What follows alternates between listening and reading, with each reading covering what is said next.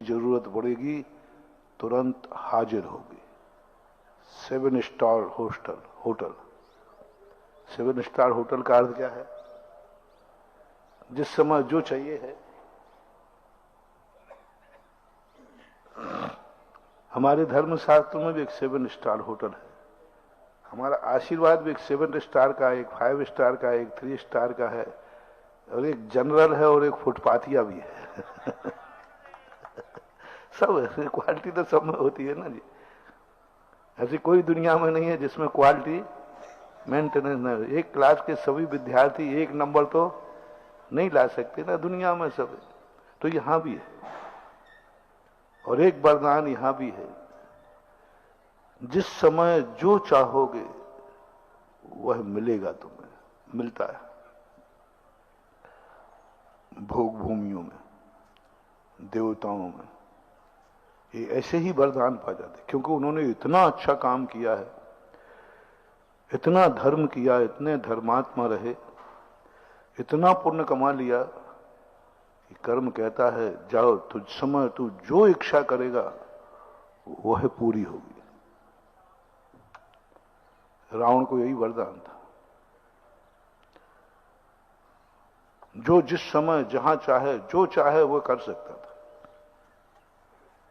कई लोगों को ऐसे वरदान, इस वरदान का मैं तुम्हें रास्ता बता रहा हूं।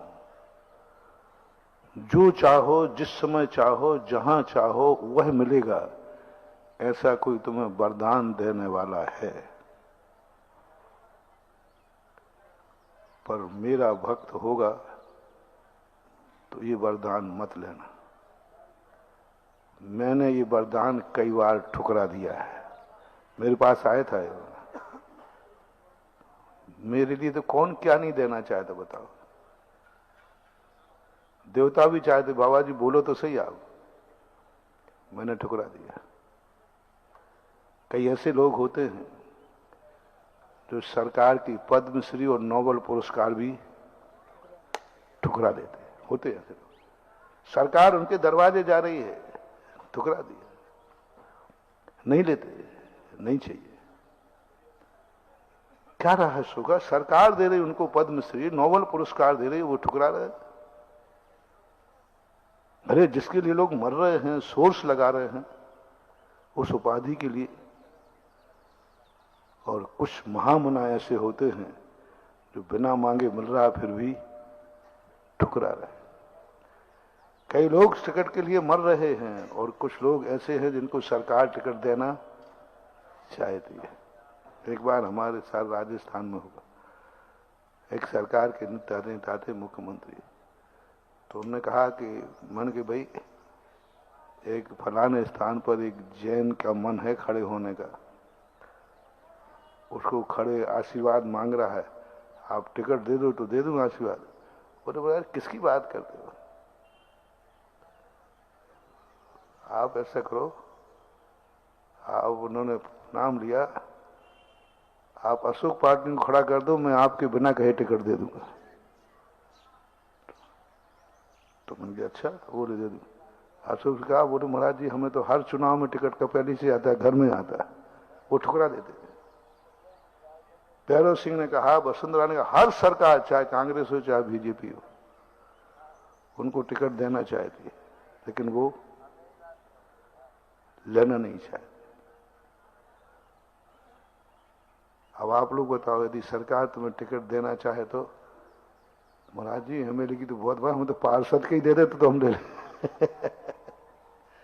दुनिया में ऐसे लोग हैं जो पार्षद में भी अभाग्य मानेंगे, और दुनिया में ऐसे लोग भी हैं जो सांसद का टिकट भी ठुकरा सकते हैं, नोबेल पुरस्कार भी ठुकरा सकते हैं। संसार में यदि कोई ऐसा है जहां हमारे शास्त्रों में एक उदाहरण आता है, ये 7 स्टार वाला, 1200 देवता एक साथ सामने खड़े हो जाते हैं मुनिराज के सामने। पूज्यवर वीरसेन स्वामी धवला जी के अंदर उल्लेख किया, 1200 देवता, एक नहीं 1200 देवता चारों तरफ खड़े हो जाते हैं। है भगवान, मैं आपकी तपस्या से प्रभावित हूं,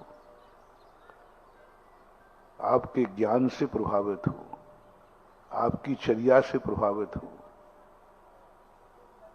आप जो चाहेंगे वो हम सब करने को तैयार हैं।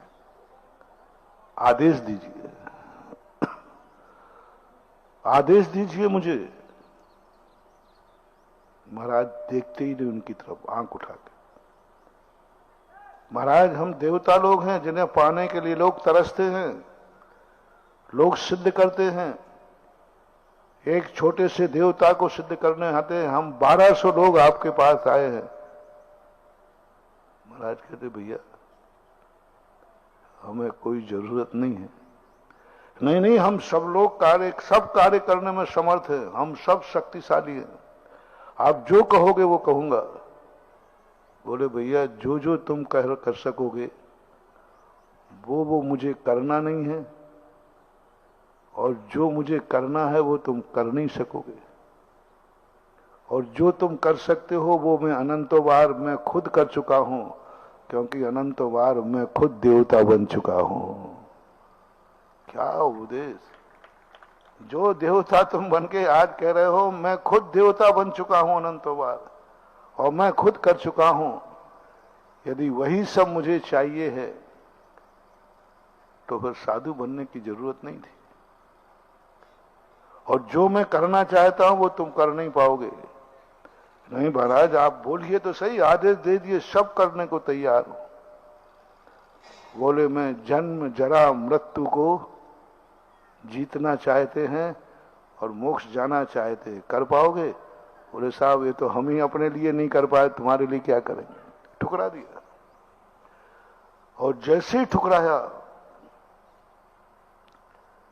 तैसे ही देवताओं ने जय जयकार की, पुष्प वृष्टि हुई, और बोले धन्य हैं, ऐसी भी शक्तियां हैं जो आए हुए देवताओं को ठुकरा देते हैं। नहीं, ठुकरा दिया। बस उसी समय उनकी ऐसी शक्तियां बढ़ती हैं कि वे मुनि से केवल ज्ञानी बनने की ताकत आ जाती है, और जो मुनि उनको स्वीकार कर लेता है उनके काम तो करते हैं लेकिन उसका पतन हो जाता है, दुर्गति हो जाती, दुर्गति हो जाती, क्योंकि उन्होंने स्वीकार कर लिया। और एक लोभ में आ गए, जो चाहे जिस समय करेंगे। उन्होंने कहा ठीक है, मैं जब चाहूंगा, जब मैं तुम्हें याद करूं मेरे पास आ जाना, मेरे कार्य करना। बस उस साधु की दुर्गति हो जाती।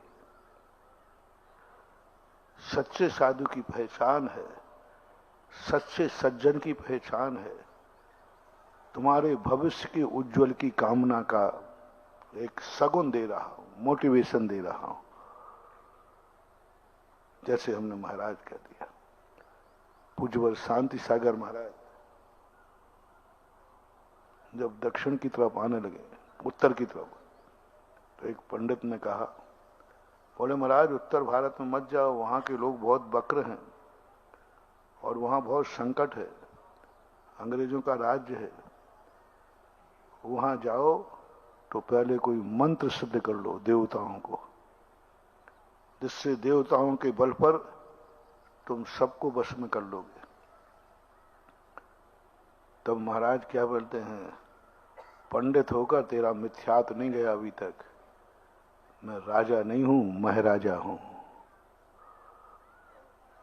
मैं किसी की आर्चना करूंगा, मैं किसी के सहारे विहार करूंगा, मैं अपनी शिक्षा किसी सहारे से कराऊंगा, मैं संयमी होकर के असंयमियों की याचना करूंगा, असंयम के अधीन होऊंगा, मैं उनको पुकारूंगा मुझे नहीं। मैं दुश्मन के हाथ से मर सकता हूं, लेकिन मैं देवताओं से अपनी रक्षा की याचना नहीं कर सकता। ये थी पूज्यवर शांति सागर की असाधारण विशेषता। उन्होंने कहा देवताओं की असंयमों की अधीनता में स्वीकार करूं, ग्रस्तों के अधीन हो जाऊं, उनसे याचना करूं मैं नहीं। इसलिए मुनिराज को क्या बोलते हैं, नरसिंह। हमारे स्वयंभू स्तोत्र में भी मुनियों को वाहक सिंहवादी कहा, केसरी शब्द का प्रयोग किया। वो वही हैं जो किसी की अधीनता स्वीकार नहीं करते, अपने काम करने के लिए भी नहीं। मुनिराज चाहें तो सारे देवता 1 मिनट में हाथ जोड़ के खड़े हो सकते हैं, लेकिन मुनिराज संकट झेल लेंगे नहीं, कुछ सहायता। तीर्थंकरों को जन्म के पहले से देवता मिलते हैं, उनकी भोजन की व्यवस्था स्वर्गों से होती है जन्म से, लेकिन मुनि दीक्षा के बाद स्वर्गों से भोजन क्यों नहीं आता? जिस दिन से जन्म हुआ है उनकी पूरी भोजन की व्यवस्था कहां से होती है? सदैव तीर्थंकरों की स्वर्गों से देवता करते हैं। वो तुम्हारे मनुष्य लोग का भोजन नहीं करते, मां का बना हुआ भोजन नहीं करते, कुछ नहीं। देवता स्वर्ग से आए, वीआईपी व्यवस्था है। लेकिन मुनि बनने के बाद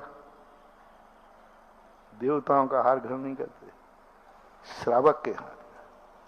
6 महीने तक आनीनाथ बना हार के घूमते रहे, लेकिन देवताओं का आहार ग्रहण नहीं किया,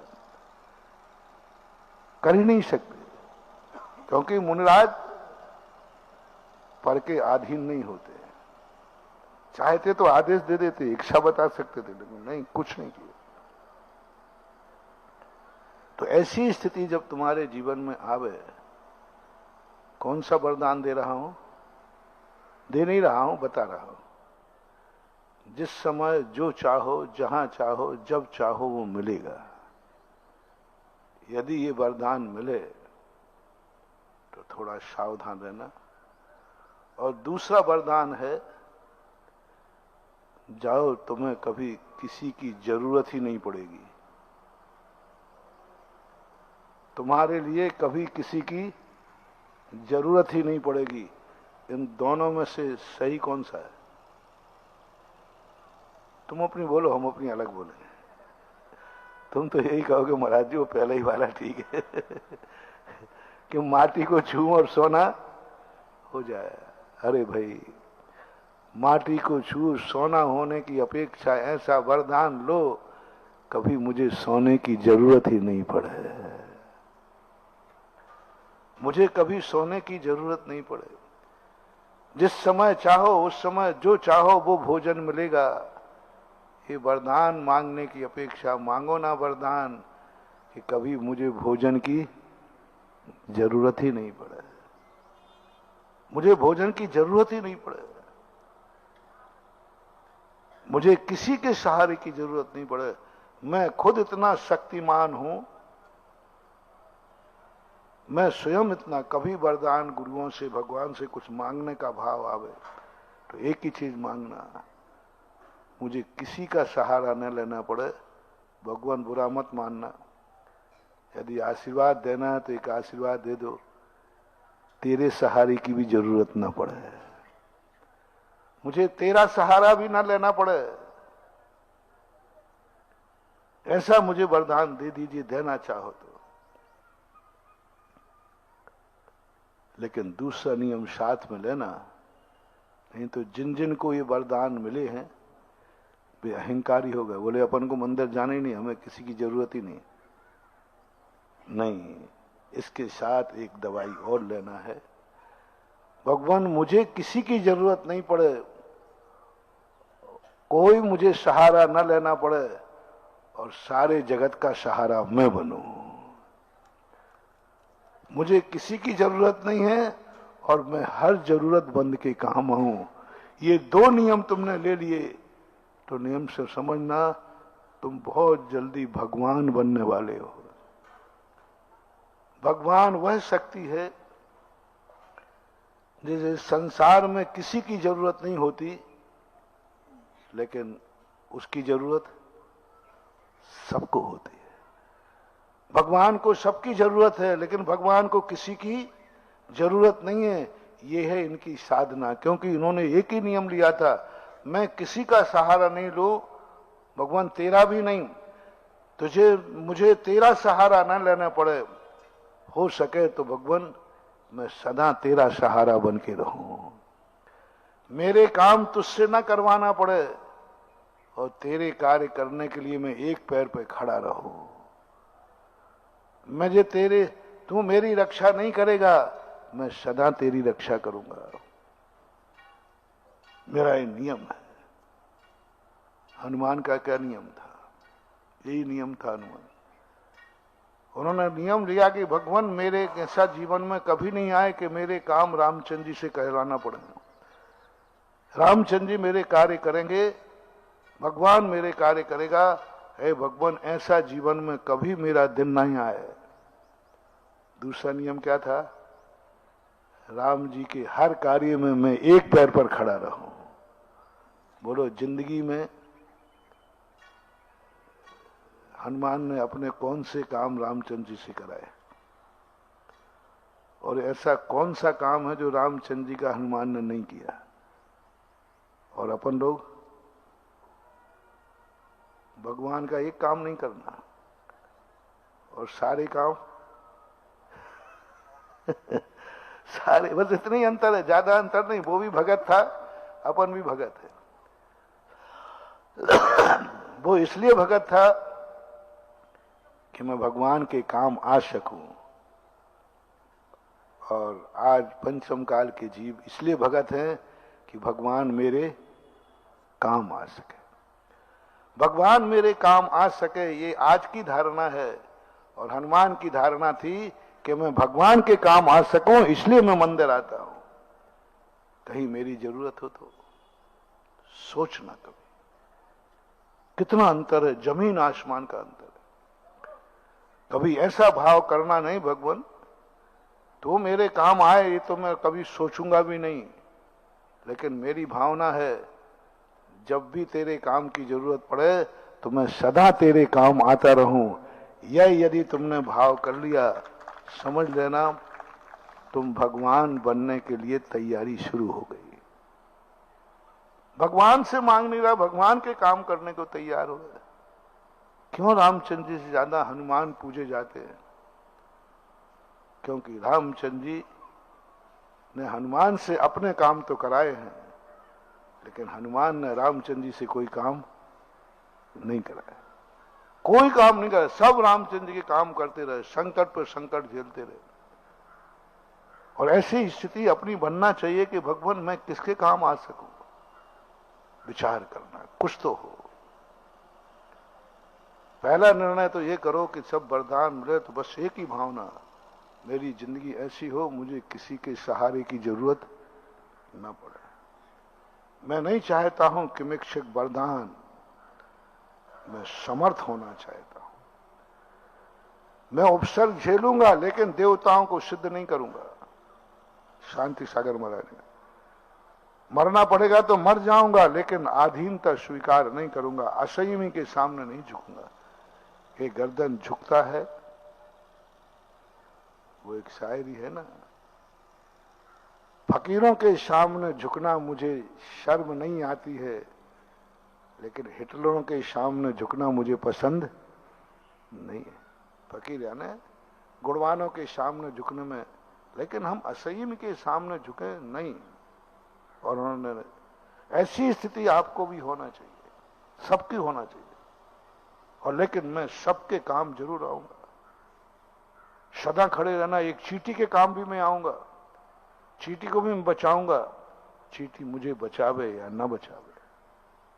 ये परिणाम यदि अपना बन जाता है तो मान लीजिए महानुभाव, तुम्हारा बहुत शुभ दिन आने वाला है, बहुत शक्तियां प्रकट होने वाली है। इतनी शक्तियां प्रकट होंगी, इतनी शक्तियां प्रकट होंगी कि सारी दुनिया तुम्हारा सहारा लेगी, क्योंकि तुमने एक वरदान मांगा है, बस मुझे किसी का सहारा ना लेना पड़े। भगवान इतनी शक्ति दे देना, कितनी बड़ा संकट आ जाए मैं तुझे नहीं पुकारूं, या तो मैं निपटा दूं उसे संकट को, या सहन करने की शक्ति देना।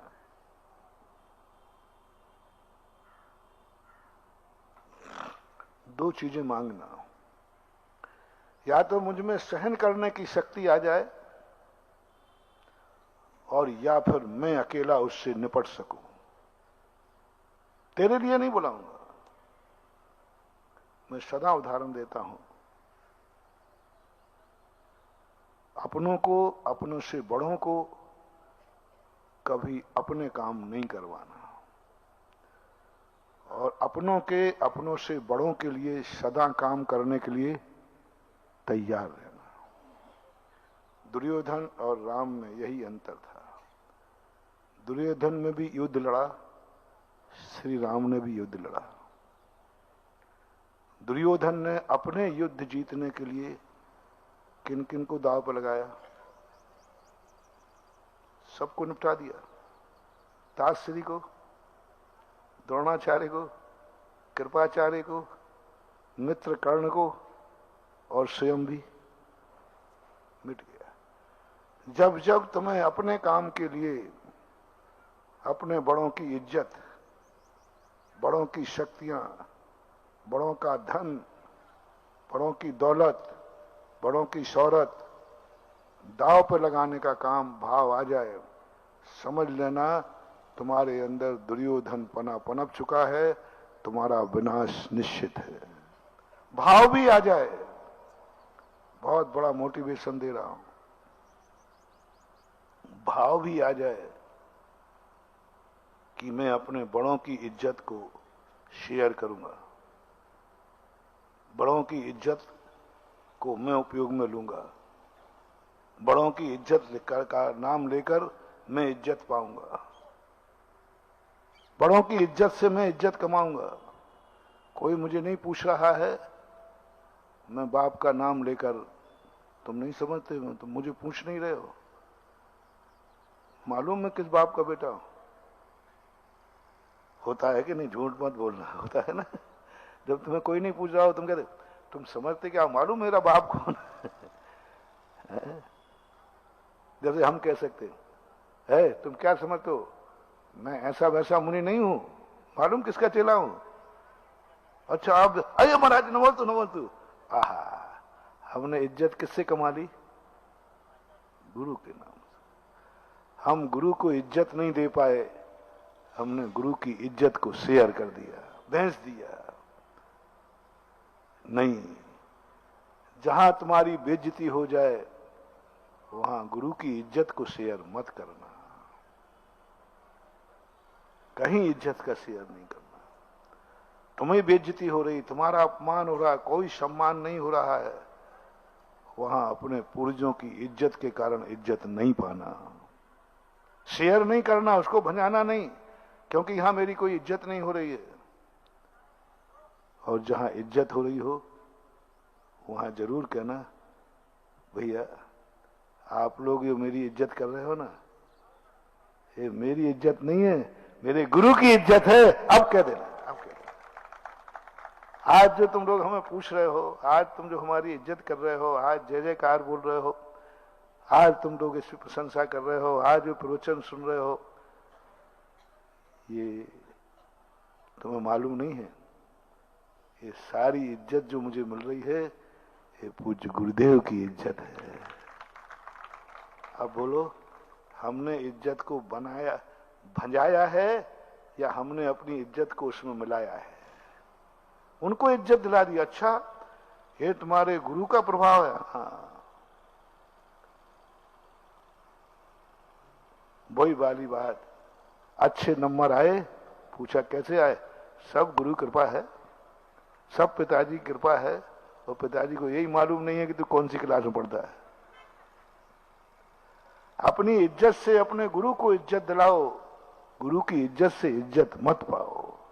और संसारी प्राणी यही कर रहा है, अपने बड़ों की इज्जत से इज्जत पाता है, बड़ों से अपने जीवन में भंजाता है, बड़ों के नाम पर खाता है। मालूम हमारे पास किसका आशीर्वाद है, मालूम हमारे ऊपर किसका है, मालूम हम किससे जुड़े हुए हैं। नहीं मालूम, तुम मुझे क्या समझते हो? हम तो यहां तक कहते हैं, अपने भक्तों से कहते हैं, इज्जत की बात छोड़ो, यदि सही मेरा आशीर्वाद लेना है तो एक बार लेना, मुझे अपनी जिंदगी में कभी बाप की वसीयत का उपयोग न करना पड़े, बाप कमाई न खाना पड़े, बाप कमाई का धन का उपयोग ना हो, क्योंकि पिता पूज्य है, पिता की कमाई पूज्य है, मैं अपूज्य हूं, मैं पिता की कमाई नहीं खाना चाहता। हाँ, अब मैं अपनी कमाई पिता को खिलाऊंगा, पिता की कमाई नहीं खाना चाहता। जिंदगी में वरदान यदि पिताजी से मांगो, पिताजी एक ही आशीर्वाद दो, मुझे तुम्हारी कमाई की जरूरत न पड़े। और तुम क्या लेते हो? पापा वो वसीयत तो मेरे ही नाम लिखोगे ना, उस पर नियत टिकाते हो, उस पर नियत टिकाते हो। भद्रोदय में ज्ञान सागर महाराज ने लिखा है कि जो अपनी जिंदगी पिता की कमाई पर आश्रित करता है, पिता की वसीयत पर आश्रित होता है, वह व्यक्ति श्वान के समान होता है। श्वान के समान उसको कहा, श्वान वृत्ति है। वो कहता नहीं, मुझे नहीं चाहिए, और यदि मिल सके तो हम अपनी कमाई पिता के नाम कर सके। लेकिन होता नहीं, उल्टा होता है। पिता ने तो बेटों के नाम से मकान खरीदे देखे गए, लेकिन कितने बेटे हैं जो बाप के नाम से मकान खरीदते हैं? नहीं खरीदते। कोई बाप के लिए नहीं कमाता, हर बाप बेटे के लिए कमा रहा है। हर बाप कह रहा है, काय के लिए कमा रहा है? बाल बच्चों के लिए। ये भाषा चलती है कि नहीं? महाराज बाल बच्चों के लिए कमा रहा हूं। 90% पिता बनते ही उसका मानस बदल जाता है। काय के लिए कमा रहे हो? बाल बच्चों के। क्यों मेहनत कर रहे हो? बाल बच्चों के लिए। ये मकान क्यों बना रहे हो? बच्चों के लिए। हर चीज में बच्चा आता है। माँ बाप बच्चे को जन्म देने के बाद अपनी जिंदगी भूल जाते हैं। वो जिएंगे तो बाल बच्चों के लिए, कमाएंगे बाल बच्चों के लिए, जो कुछ भी सब उनका देखना। LIC कराएंगे तो सब कुछ बाल बच्चों के लिए। कितना परसेंट मान लो? कितने परसेंट लोग पिता बाल बच्चों के लिए करते हैं? परसेंटेज बताओ। 100% मान लो। हाँ, 100 ही मान लो महाराज। एक आध पॉइंट क्या आप अलग करोगे? और मैं जो आज उपदेश देना चाहता हूं, इस कलयुग में सतयुग का नजारा दिखाना चाहता हूं, इस पापी संसार में परमार्थ दिखाना चाहता हूं। कितने परसेंट लोग हैं कमाते समय ये कहें कि मैं मम्मी पापा के लिए कमा रहा हूं, मैं मम्मी पापा के लिए जी रहा हूं, मैं मम्मी पापा के लिए जो कुछ भी है सब माँ बाप के लिए कर रहा हूं। ऐसा कहने वाले कितने हैं? पिता तो हैं जो ये कहते जाएंगे सब बाल बच्चों के लिए कर रहा हूं। ये तो सभी कहते, आप भी कहते, आपके बाप ने भी कहा।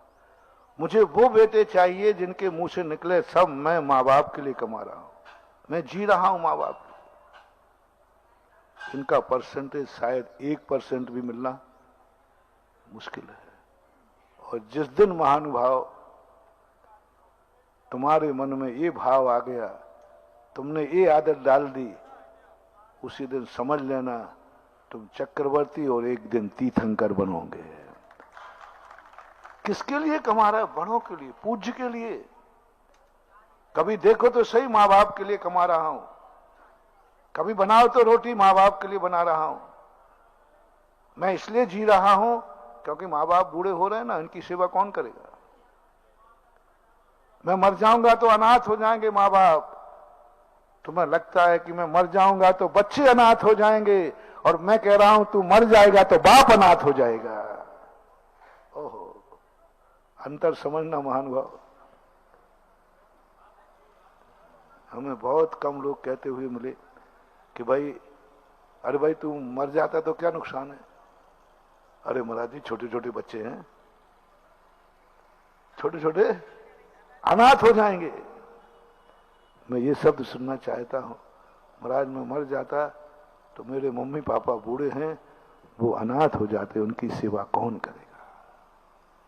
हमें मरते समय बच्चे याद आते हैं, बच्चे अनाथ हो जाएंगे। हमें मरते समय याद आता है कि हमारी पत्नी विधवा हो जाएगी। हमें पछने समय याद नहीं आते कि मेरी मां निपुती हो जाएगी। हमें याद नहीं आता कि पिता बेसहारा हो जाएगा। इस समय उसको सहारे की जरूरत है, और मैं मर गया तो सहारा खत्म हो जाएगा। ये चिंता किसको आती? आज पिताजी ने कमाना छोड़ दिया, वो कहां से लाएंगे पैसा? मैं उनको, आप बच्चों को क्यों कमाते हो? क्योंकि महाराज बच्चे कमा के नहीं जानते, छोटे छोटे हैं ना, उनको खर्चा के लिए चाहिए, उनको फीस के लिए चाहिए। हजार खर्चे हैं महाराज जी बच्चों के। तो बच्चों को पढ़ना है तो स्वयं कमावे ना। नहीं महाराज, वो अभी कमाने लायक नहीं है। यही सब मैं जानता हूं, थोड़े थोड़े तुम्हारा यही बहाना होगा। अब महाराज बच्चे कहां से कमाएंगे? उनको तो हमें कमाना है। बस मैं कुछ नहीं कर रहा हूं। अब पापा मम्मी भी कमाने लायक नहीं रहे, उनको खर्चा के लिए चाहिए। और वे शादियों के भक्त हैं, उनको दान देने का भी मन होता है। ओहो, कितने बेटे पिता जो कहते हैं कि महाराज जी, अरे भाई तुम तो बहुत दान, महाराज जी आजकल हमने अब कमाना छोड़ दिया है, अब जब हमने कमाना छोड़ दिया तो हम दान कैसे देंगे? वो समय था कि हम कमाते थे और देते थे। महानुभाव, तुम्हारी जिंदगी में घर में बहुत बड़ा अभिशाप हो गया। जब पिता को ये कहना पड़ा कि अब मैंने कमाना छोड़ दिया, इसलिए अब दान कहां से दूं? बेटा कमा रहा, अब उससे पूछ लो। ये कह दिया, अब मेरा कमाना नहीं है। क्या कभी किसी स्कूल में बच्चे ने कहा कि मास्टर साहब मेरे पास फीस नहीं है क्योंकि मैं कमाता नहीं हूं? नहीं कहा। वो कह रहे बाप तो कमा रहा है, उसको एक गर्व होता है। बच्चे के मन में एक कभी भाव नहीं आता कि मेरे पास पैसा नहीं है क्योंकि मैं कमाता नहीं हूं। उसको एक ही याद, क्या फर्क पड़ता, मेरा बाप कमाता। वो बेधड़क होकर बाप से फीस मांग लेता है। उसको ये भी नहीं आता कि मैं कमाता नहीं हूं। खर्चा के लिए नहीं रहता, बोले बाप कमा रहा है। क्या ये अनुभूति जैसे बेटे को होती है, बाप कमा रहा है, बाप फीस भरेगा, बाप, कोई डर की बात नहीं है, मेरे बाप के पास पैसा है। क्या ये अनुभव कोई पिता कर सकता है? उससे बोली लेने की बात कहे, वो बेधड़क ले लेवे।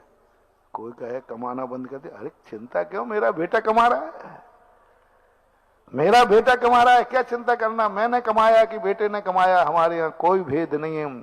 बेटा कमाने पर यदि बाप को दान देने का भाव आ जाए, जाओ बेटा तुम्हें किमिक्षक वरदान मिल गया, तुम चक्रवर्ती बनोगे, अक्षय निधियां बनोगी। क्योंकि पिता ने क्या कह दिया? ये शब्द कभी पिता कह दे, महानुभाव, बहुत बड़ा मोटिवेशन दे रहा हूं कि भैया आजकल मैंने कमाना बंद कर दिया, बेटा कमाता, बेटे से पूछ लो। सासू ने कह दिया भैया आप तो बहू से बात कर लो। ये भाव अभिशाप है, बर्बाद कर देगा तुम्हें। पिता को इतना अधिकार नहीं। मैं अपने भक्तों से कहना चाहूंगा कि अपने पिताओं और माता पिताओं को एक अधिकार दे देना कि मम्मी पापा, जैसे तुम पहले दान देते थे, जैसे तुम पहले धर्म करते थे, जैसे तुम्हारी साख थी, लोगों को एक ही विश्वास था और कहीं से आएगा या नहीं आएगा, वहां से दान तो मिलेगा। कई लोगों के प्रति लोग इंतजार करते, कमेटी वाले, अब कोई चिंता नहीं, फलाना श्रेष्ठी आ रहा है, होता है कि नहीं?